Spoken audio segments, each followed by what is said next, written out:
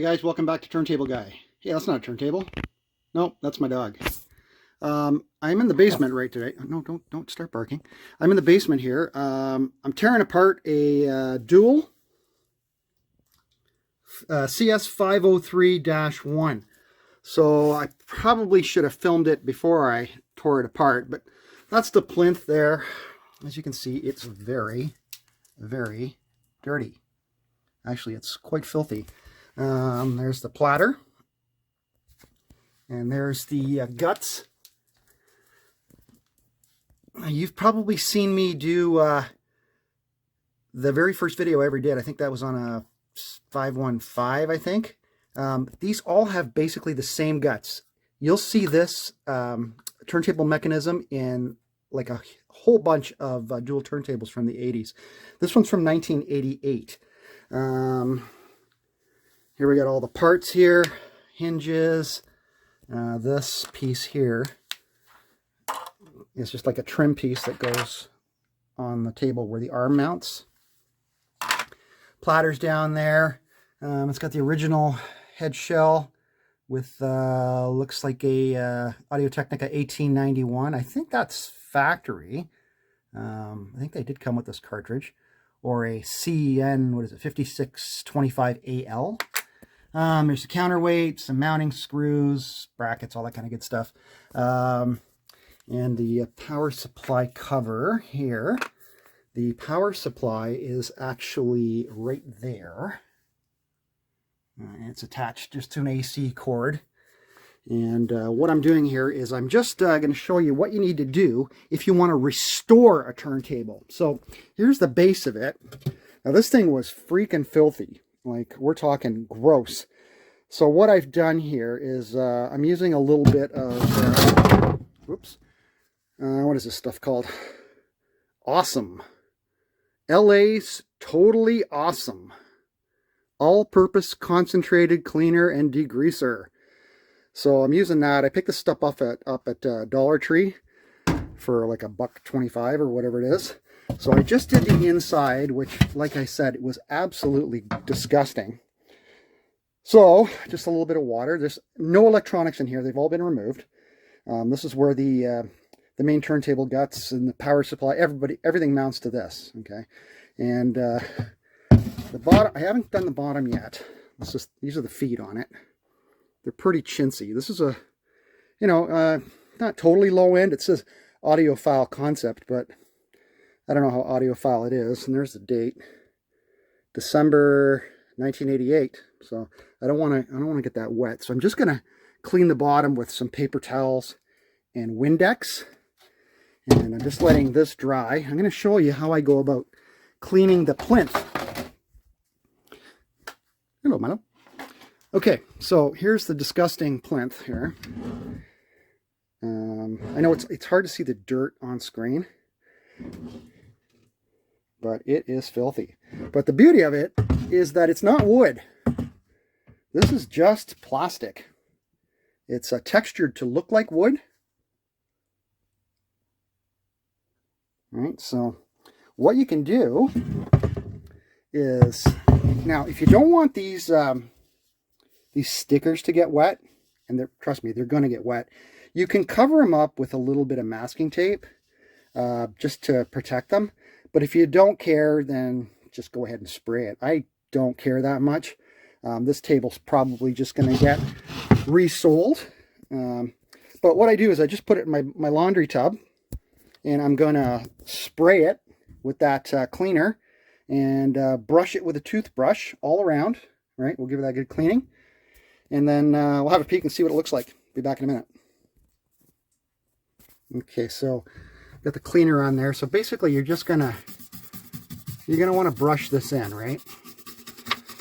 And you want to, get it in there, loosen the dirt and crap. And I guarantee you, once you loosen that dirt, it's going to look like brand new.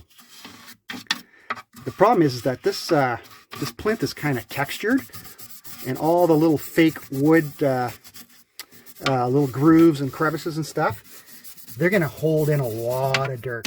So just go in there and just brush every corner of it. Don't forget to get in here, get the edges. And here's the arm rest. Give that a good cleaning too. So I'm going to continue with this, and then we'll give it a rinse and see what kind of black crap comes off of it. Okay, I'm kind of done scrubbing here. I just want to show you what color the water is that comes off of this thing. If you can see it, because it's black on my end here. I know it's hard to see on video, but it's really disgusting. I haven't done the front yet. But, yeah, it's probably not coming across on video very well. Anyway, I'm going to continue cleaning this, brushing it, and then we'll dry it up and see what it looks like. Okay, the key to getting it clean is the scrubbing, okay? It doesn't really matter what kind of cleaner you use. Make sure you're using something that's not, caustic or abrasive in any way. Now that I've used that cleaner many times. That's totally awesome, right? So I know it's not bad, and it won't cause any, sorry for my fingers, it won't cause any issues as far as damaging plastics, or you don't want to use bleach. You don't want to use Windex. Yeah, you can use window cleaner, and you can wipe. I mean, it's going to take you longer. See those little grooves in there? You got to get in there. You got to brush that stuff, right? It's got to be cleaned out, right? And then it can air dry as well, but just to show you how lovely it'll look when it's dry. Yeah. And there's the faceplate, all clean. All I did, I just rinsed the inside. I didn't scrub in there because usually if it's something that's sitting on the underside, it's not going to be as filthy, right? So a good rinse with warm water is all you want to do on the inside. Now, of course, this is not going to be the same for every turntable. Like, there'll be turntables that you just cannot get into and clean, right? So you're going to have to use your judgment as to what you want to get wet. Let's see how these labels turned out. No, they're still there. They're not bad. They are a little wet. This one, these are, that one took a little bit of damage, but it'll be fine. Like, it'll still be there if you want to keep the serial number and all that stuff. So I'm just going to continue to dry these. I'm probably going to hit that label with a little bit of a hair dryer and let that dry up, and I'll be back. So a couple other things you want to clean with a toothbrush and cleaner are the platter, okay? Definitely pay attention to any chrome areas. Don't worry about staining the chrome or the stainless steel, whatever this is here. You can always hit that with a little bit of polish later. So just get that good and clean, because that's going to retain a lot of dirt and whatever and odors. And definitely the platter mat. Now the platter mat, soap and water is your best bet there. All these other pieces, anything plastic, is going to get the same treatment as what I gave the plinth, and that is that cleaner I'm using, and warm water and a toothbrush. So all that's going to be cleaned, and we're going to keep going here, and then we will service the turntable. Back in a moment. Hey, welcome back. We're back on the bench. We've got our turntable mechanism here, and we're going to give this a service. Unfortunately, the belt was snapped, but I have a CS 514 that I believe uses the same belt, so I'm just going to steal it off of there for now and for our testing. So why don't we service this and go over the main service parts. This is not an auto return. This is an auto lift. So what happens is when the arm moves over to the very end, it'll flip up, and then when you bring it back,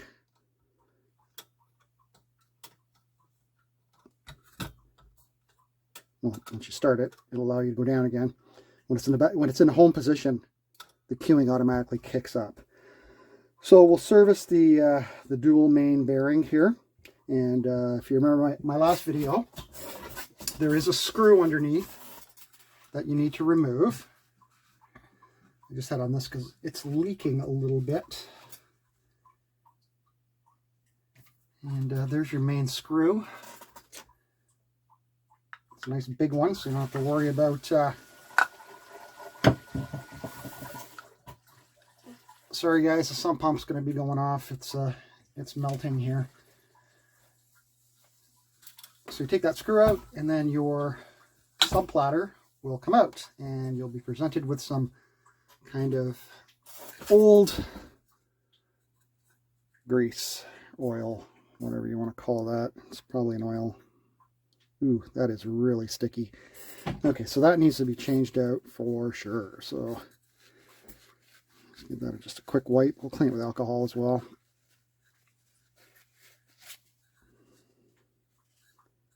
There's a little bit of staining on here, I notice. Got to change that grease out. Got to change the oil out. You got to change that out. It's very important. And the bearing pit will be full of that old lubricant as well. So we're going to clean that out with alcohol. Let's just see the condition of the old lubricant. Well, we know it's kind of sticky. Oh yeah, that is definitely well past its due date. Very gummy, very sticky.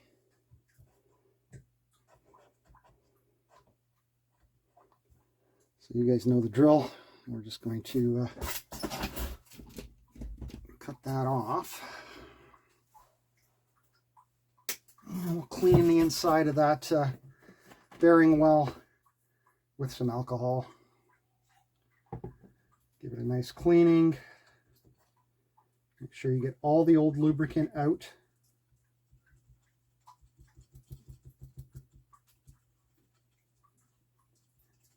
Pay attention to the sides of the bearing well and to the bottom, of course. You can see there's still quite a bit of it in there.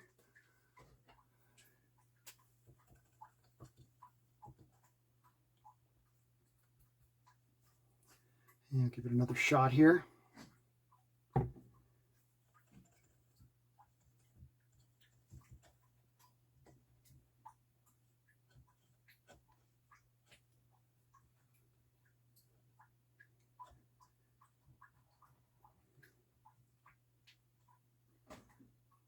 It's still a little dirty. Well, the grease has been in there since 1988. Think about that for a second. That's before the fall of the Soviet Union, before the fall of Eastern Europe, the Berlin Wall. This thing was made in West Germany, right? So before all those things happened. 1988. And here we are again in 2020. And it's almost like another iron curtain is descending upon Eastern Europe. Okay, so that is clean. So now we will clean this. So just a paper towel. Get a little bit of alcohol. And just clean that spindle there. You can also call it an axle, because really this is the spindle. All right, so that's good and clean. So what you want to do as well, now that we've got this, is get a little more alcohol here and clean where the belt rides along the sump platter. Okay, so give that a nice cleaning. Get all the dirt, dust, debris off of there. Just like that. See? That's what was on there. Gross, eh? That's what your new belt is going to be spinning on if you don't clean it. I'll give it another shot here. There, now it's clean. And what the hell, we'll give this a wipe too, since we're doing a restoration here. Good. All right. Because this is not an auto return mechanism, there's not a lot to lubricate on here. I'll probably just wait till we get the... I'll give it a drop. I'm going to give a drop to the motor here. I was going to say wait till I put the belt on, but we'll just let this one sink in. Then I'll give it another little drop as well. Just along the the lower part, and that'll wick down into the top bearing of the motor. Okay. And oil for the dual. They like a little bit of a thicker oil. I'm going to use a 30 weight non-detergent as usual. So we're just going to put a few drops down there. My old-fashioned oiling can. You see that? So we'll go with 1, 2, 3. Let's go with 4 drops. 5 for good measure. And then I like to put a little bit on the end here of the axle. Just like that. Leave that screw out, obviously. You can't put it back in. And that screw will actually help relieve some of the oil pressure as this is going down. And it will it'll drop down just like that. And that is beautiful. Watch it spin. Look at that, eh? Almost no friction. Beautiful. That's how a bearing is supposed to spin. Lovely. Okay. I don't think there's anything quite as satisfying as lubricating the main bearing, because that's, you know, very important for sound quality as well. If you have a quiet bearing, that translates into quieter records. Less vibration, less noise to be picked up by the tone arm and effectively the cartridge, right? So, all right, put our screw back in there. Don't see anything here that's going to give us any issues as far as grease or oil. There's nothing really here. There's a little bit there, but that is not a big deal. This is all good. Okay. Now this table does not have pitch controls, but it does have 2 speed adjustable potentiometers here. So obviously that's something you have to do when the table's back together.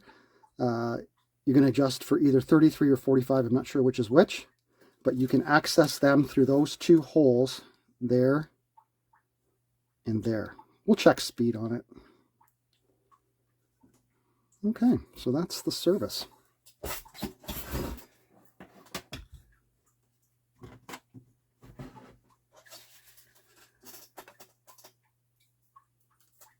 All right, so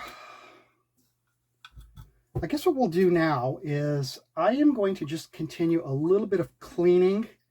I'm just going to give this a quick dusting, and I'm going to clean the arm here because it looks like it's got a few marks on it that are kind of ugly. I don't know if those are scratches or what they are, but I'm just going to give that a little bit of a cleaning. Get the rest of this. Look how filthy it is. I'm just going to clean the base here a little bit, and then we'll come right back and keep going. I'm going to show you something that I do for when I'm detailing and doing a restoration. Something people usually don't think about or clean is the cables, and they get filthy. So what you do, get some paper towel and soak it in Windex like this, okay? And then grab your cables. It's real simple. Just either pull this along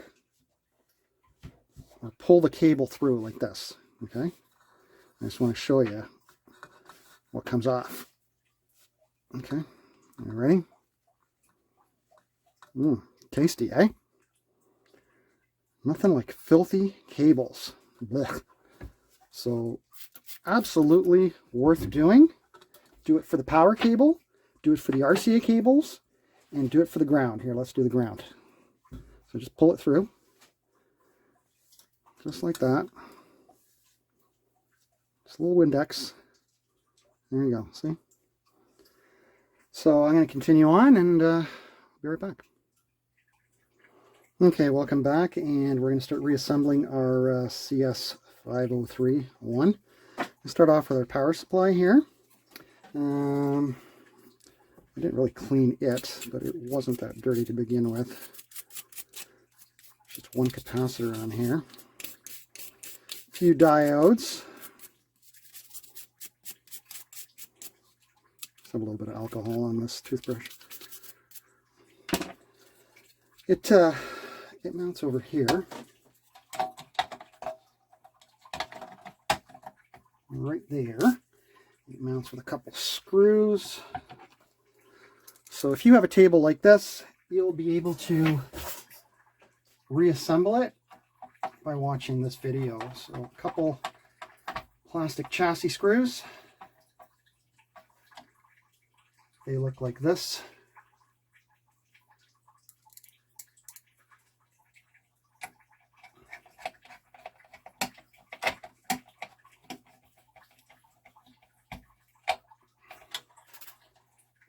That voltage regulator is not touching that. And then that comes with a little case. And guess what I did? I put that on wrong because I'm rushing.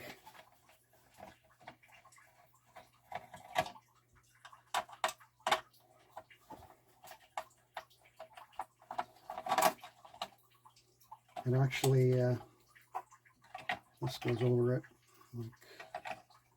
like that. The wire just goes through here. There's a little strain relief there.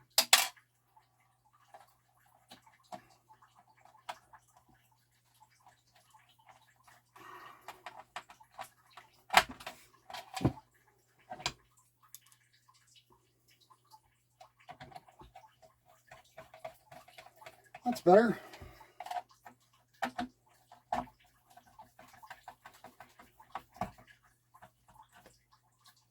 There.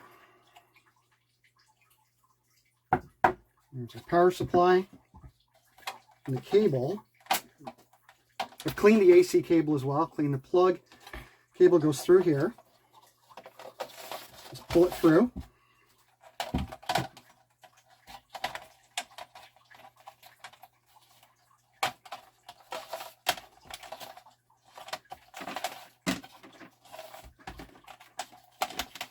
And then you'll see these indentations here.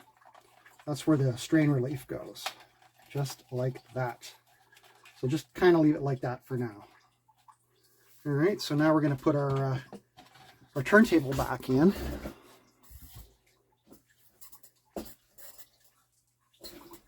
And here's our lovely turntable.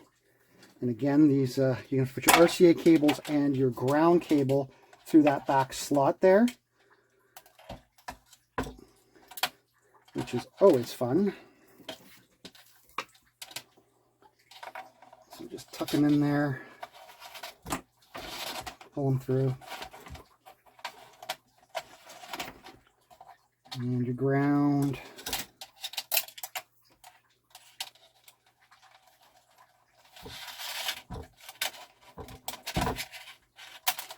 Just keep them kind of loosey-goosey for now because we're going to put the table back where it belongs, into its mounting bracket. Okay, so you'll see here there's 3 mounting posts, 1, 2, and 3. Okay, there's also these 3 plastic, they go like that. They're kind of like bumpers or isolators. Okay, they go in those 3 holes like that. Those 3 posts. And then the table mounts like that. Like that, and like that. Okay. Now that I've done that, there's also this piece. And sometimes these posts, these rubber bumpers, they stick with the table, and sometimes they stick with the post. So you got to be careful when you're removing them. Okay. Now this bumper here, okay, just so you know, it could go either here, here, or here. There's only one. It can't go in the back one, right?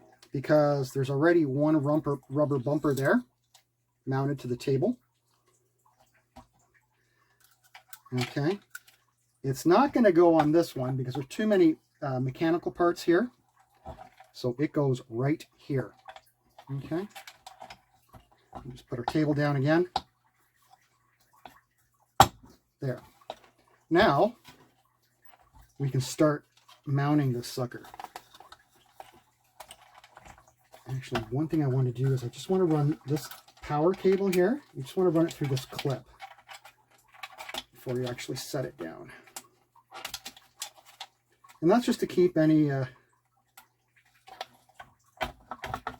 wires from getting caught up in the mechanism, right? All right, and this just clips over here. Just like that, into your power supply. All right, so your turntable's mounted. So now what we're going to do is we're going to affix the strain relief for the RCA cables and the AC cable. And you'll see the same kind of indentations on both the RCA cable here and the ground. So just lay them beside each other like that. Okay? Just like that. It's a little fiddly, but once you get them into place, all you got to do is put this one piece back down on it. And that is our strain relief. Okay, the strain relief goes in like this with the plate facing backwards. And it is just going to go where those indentations are. Just like that. Just want to make sure that's all good. The wires are out of the way. They're not touching anything. You're going to get one of these screws with the big washer on it. And you're going to tighten down the strain relief. Now, one thing I want to tell you right now, do not over tighten the screw because you will snap the post in which it goes into. Okay? So you want it snug where it starts to go down, but that's it. No more than that. Because that post will break, and then, trust me, I've done it. I've broken it. I had to drill all the way through, and then I had to put a nut and a bolt just to keep this down. That's all you need. These wires are not going anywhere. Okay? So there you go. So now we have our turntable back into our base plate here, and we're just going to affix it with the 3 other screws. So one here, and they go into where those rubber bumpers are.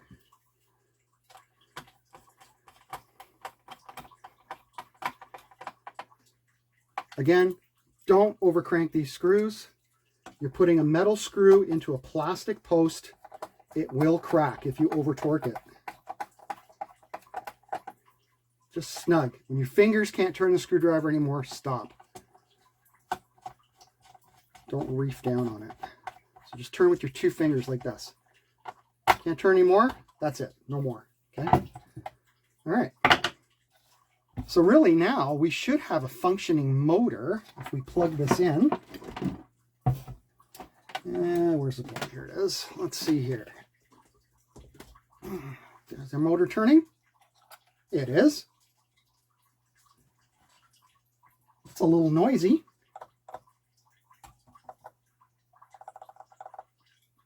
Not very torquey.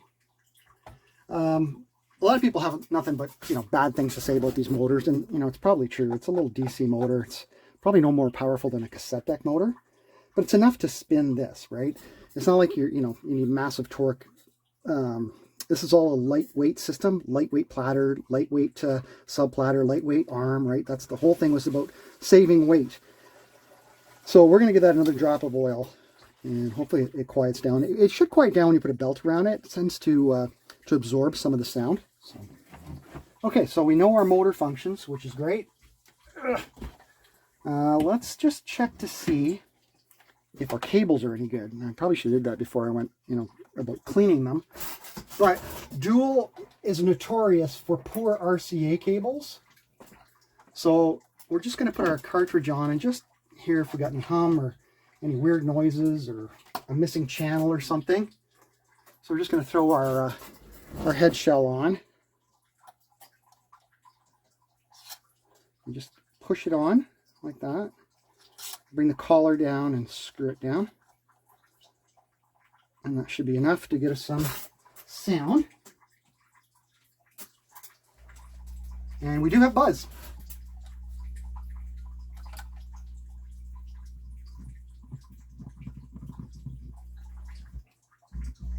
Oh yeah. Classic, crappy, dual. We got a bad left RCA cable here.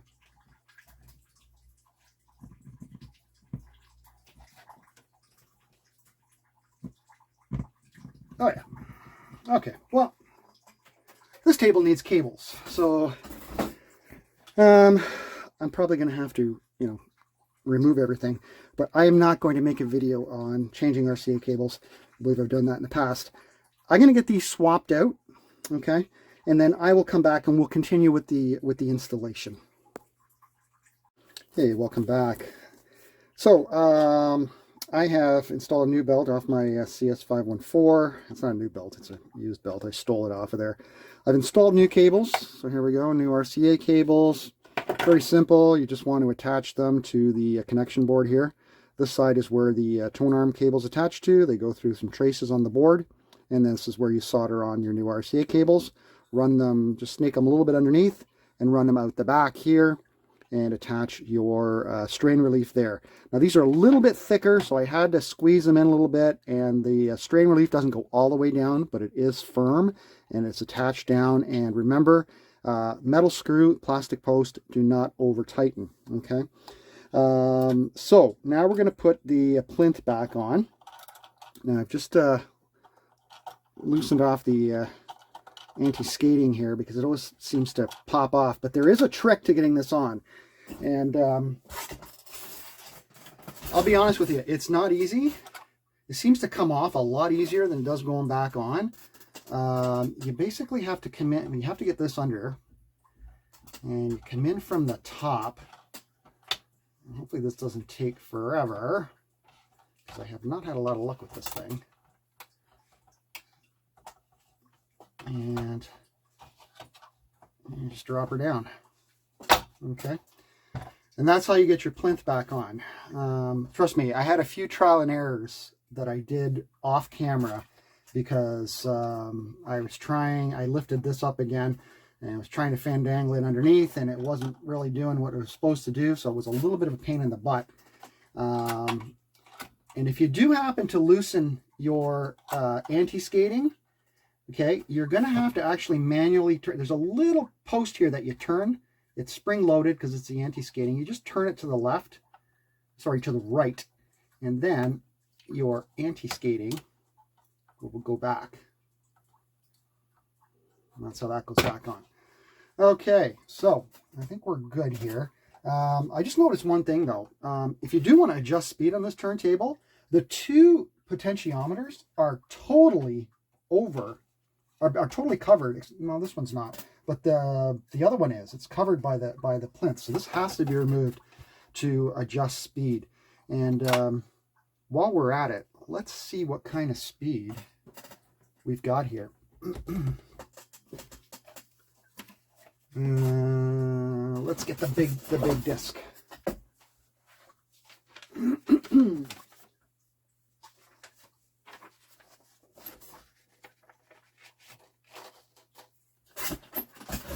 Okay, let's have a look-see.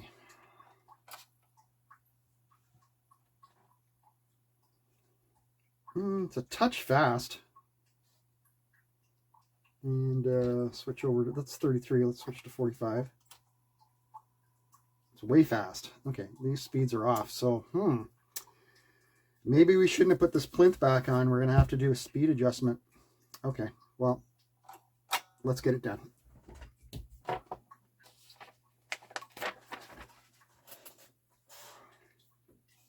Okay, so anyway, you're going to see how we remove this now because I didn't show you originally. Just turn that over, lift, tilt, and out. Okay, so when you're coming back in, same thing.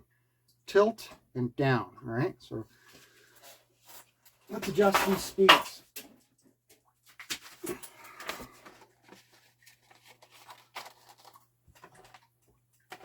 I'm not sure which one's 45 and which one's 33. And they look like there's some kind of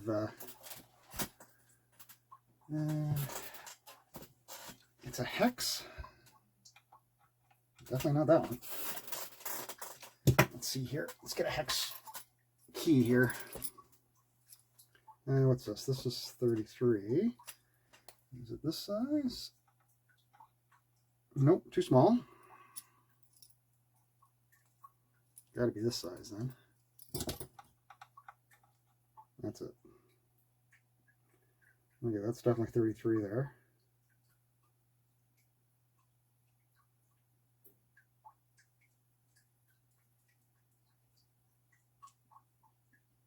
There we go. 33 is right on the money. We'll switch to 45.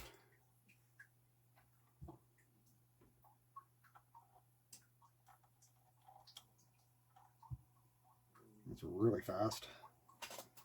45's down over here.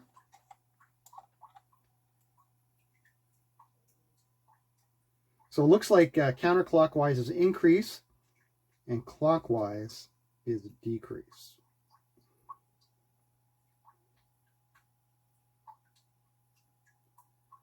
And there we go. Back down to 33.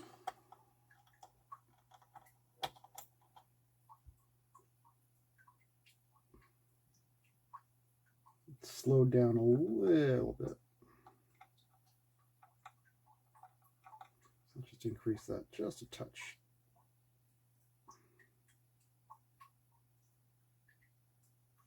There we go.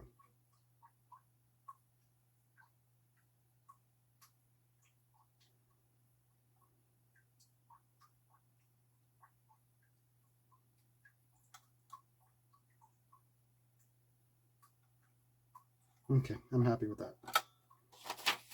All right. Okay. Not sure what size that was. Maybe 2 millimeter. Okay, base plate's back on. So now we have this lovely trim piece here. And this one I do remember how to put back on, I think. Oh yeah, goes around the back. And then you kind of bend this like this. And make sure your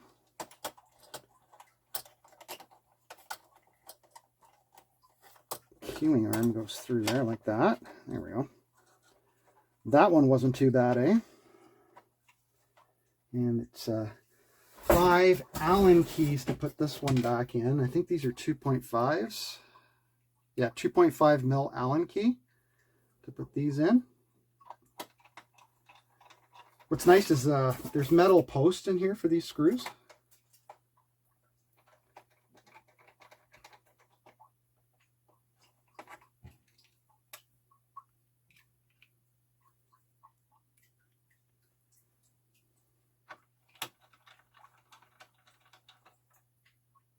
It's just a decorative ring. It serves no function other than to look nice.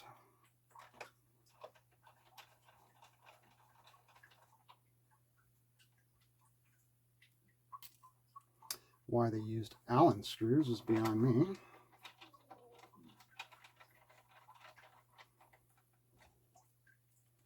Just make a turntable servicer's life a little bit more difficult.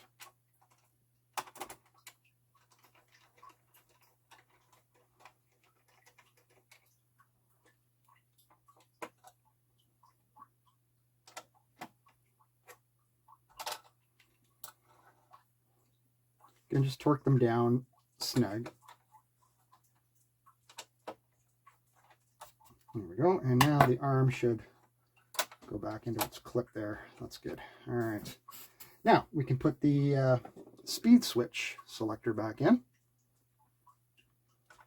And I believe it's on 33 right now. 33, 45. There we go. That's working. Good. All right. We're getting there. Okay. So what I did off camera before is I polished this platter, gave it a nice shiny finish, top and bottom. What I used was just a little Mother's Chrome polish. All you need to do is apply it to a rag, okay, and then put it on and buff the hell out of it. You're going to see this kind of black stuff here. That's just natural. That's the metal. Just polish it, do top and bottom. Go around as many times as you need to remove all the, the haze and whatever. And then you can finish it up with a microfiber cloth like this. Just give it that final polish. Make it look nice. Okay. And that platter goes down. These two little clips here go underneath the spindle. There's a couple notches there like that. And here's our lovely clean platter mat. Nice and heavy. All right. Next, we have our counterweight. This counterweight has no markings on it because the tracking force is done by this spring-loaded mechanism here. So all this does is balance the tone arm. You're statically balancing it. And this is the front, the nice shiny part. So just screw that on. All right. And now you can see it needs a head shell. Here is our cartridge and head shell. I think we'll just install this this AT91 for now. Just gonna give that a little cleaning, brush off any dust. I don't know what condition that stylus is in, but for now it'll be good enough. And you just want to install that there. Push it on.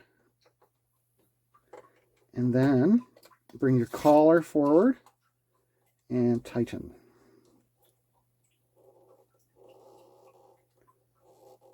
Just like that. Okay. So that needs to be balanced, as you can see here. A little too much anti-skate. Let's just...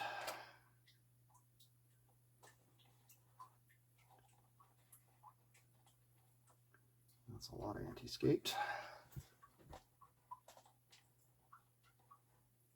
Okay, that's no anti-skate. So what you want to do here to statically balance a dual arm is move your counterweight forward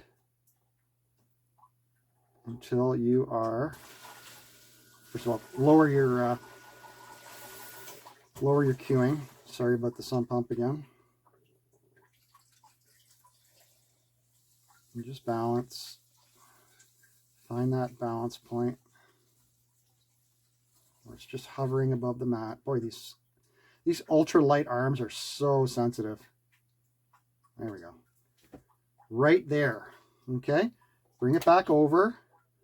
Attach it down. This one probably runs at 2 grams, so we'll put it at 2 grams. Turn the dial to 2. And now, see, it'll drop. Go all the way down. We got 2 grams of weight now.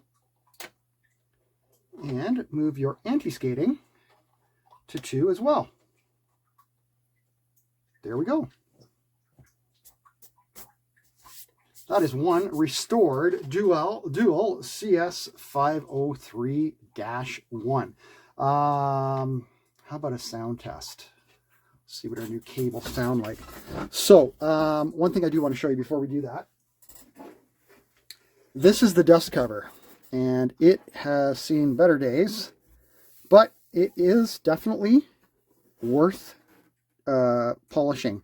So I thought maybe what I'll do is, instead of doing it in this video, we'll do a separate video on polishing and restoring a dust cover. And we'll go through the products that I use and the procedures that I do.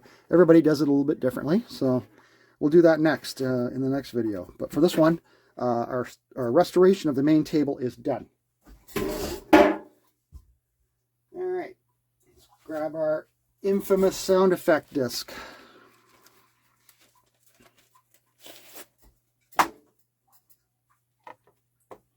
Plug it in. Hook up our brand new RCA cables. Hook up our ground.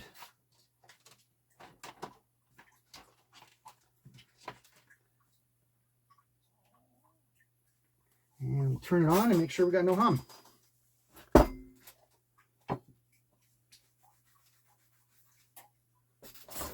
I hear no hum. We have sound in both channels.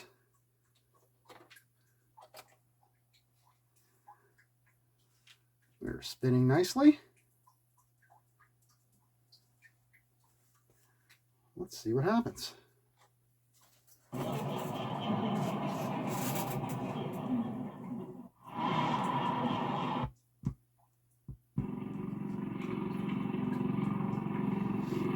Good stereo separation. It's moving from right to left.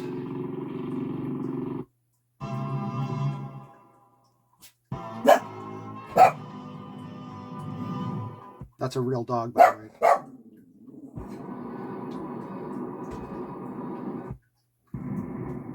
Okay, let's just check our auto lift.